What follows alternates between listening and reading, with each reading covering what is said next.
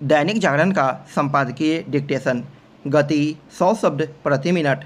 Start होगा 5 second बाद।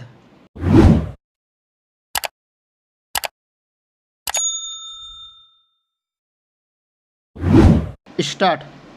नई लोकसभा के गठन के बाद संसद के दोनों सदनों की संयुक्त बैठक को संबोधित करते हुए राष्ट्रपति ने जो कुछ कहा उससे मोदी सरकार के एजेंडे की ही झलक मिली।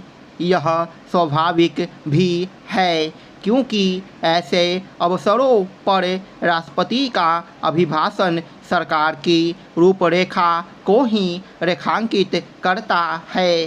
भले ही प्रधानमंत्री मोदी गठबंधन सरकार का नेतृत्व कर रहे हों, लेकिन राष्ट्रपति के अभिभाषण से यही स्पष्ट होता है कि यह सरकार पहले की तरह ही कार्य करेगी और उन कामों को पूरा करने पर विशेष ध्यान देगी जिनका उल्लेख प्रधानमंत्री पिछले कुछ समय से लगातार करते आ रहे हैं। इस सब के बाद भी वह इसकी अनदेखी नहीं कर सकते कि अपने तीसरे कार्यकाल में उन्हें संसद के भीतर और बाहर विपक्ष के तीखे तेवरों का सामना करना पड़ेगा। इसका एक बड़ा कारण उसके संख्याबल में वृद्धि होना है।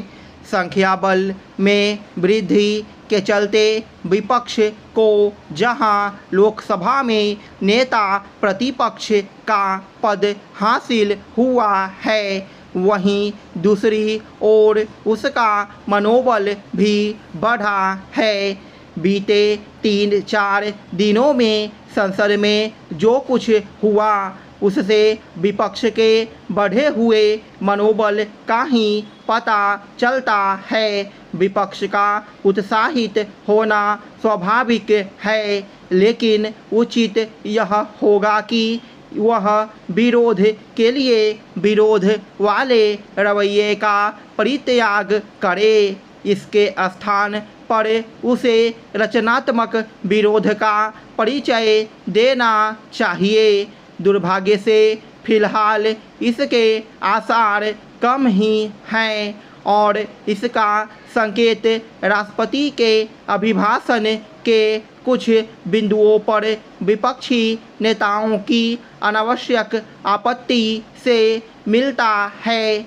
यह कोई नई अनोखी या गोपनीय बात नहीं कि राष्ट्रपति का अभिभाषण सरकार की ओर से तैयार किया जाता है।